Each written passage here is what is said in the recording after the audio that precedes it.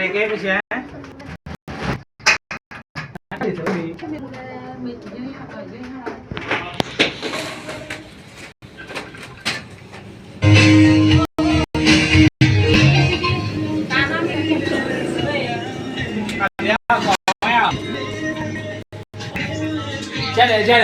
ရတယ်လို့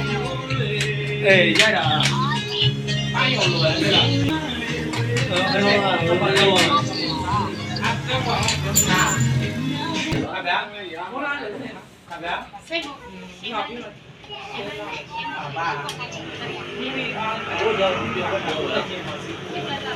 နေ့ဒီလိုလေဥဒါခါမဥဒါ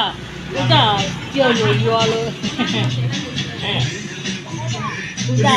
ဘယ်လိုလဲမေဟာနေမေမ